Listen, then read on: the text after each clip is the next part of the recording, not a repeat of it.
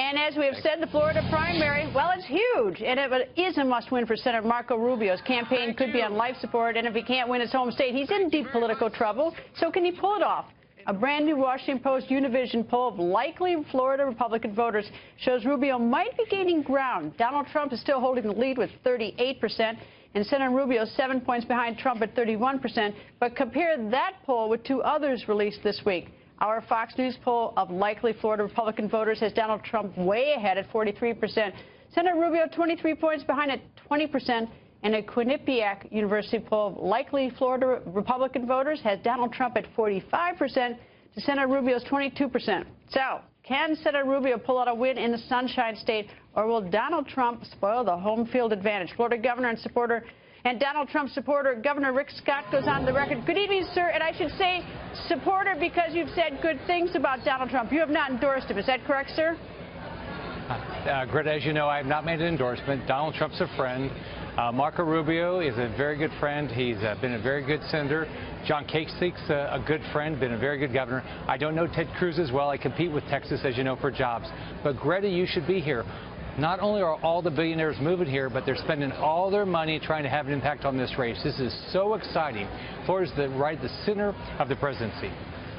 How come in two polls that your own Senator Marco Rubio seems to be down behind Donald Trump by such a large margin? What's your theory on that? Well, I don't know about the polls, but I can tell you what people care about. They are very concerned about job creation. That's what happened in my race in 2010 and 2014. I travel the state pretty much every day. People still care about jobs. I hope tonight they talk about jobs, but I think on Tuesday, those that haven't already voted, they're going to vote on who they think and make sure at the federal level we can create more jobs.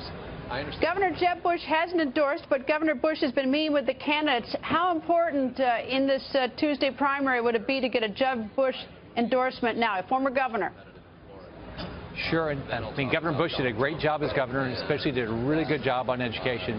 So I think he's still very well thought of. He was a very good governor. I think it would have a positive impact. All right, Governor, let me ask you about something that happened earlier today on another cable news station. You were asked 4 times whether Islam hates America, and the interview seemed to go off the rails a little bit. You've had some time now, I assume, to think about that question and your answer. What is your answer? Does Islam hate America? Well, first off, I always enjoy being on Morning Joe, and I enjoy being on your show. I'm sitting in Miami where journalist Steven Sotloff was beheaded by radical Islam. I went to his funeral. You know, there are some people that love our country, and we know there's some people that hate our country. But it is absolutely no surprise that radical Islam does not like America. And we could see it right here in Miami when I was at the funeral for unfortunately, the beheaded Steven Sotloff. And I guess the distinction between what Donald Trump said and what you just said is you referred to it as radical Islam. He said Islam, and I don't know, maybe he'll clarify that more tonight. But you used the term radical. Is that correct? Absolutely. But Greta, let's put things in perspective. After the Paris attack, I said we should not allow more Syrian refugees to come into our state until we know how they're vetted by the federal government. I didn't want more coming in. I'm still waiting for the federal government to explain to me how they are vetting Syrian refugees. Well, we know one posed in Paris as a refugee and was part of that terrorist attack.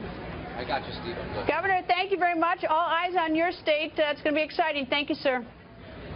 Okay, move to Florida.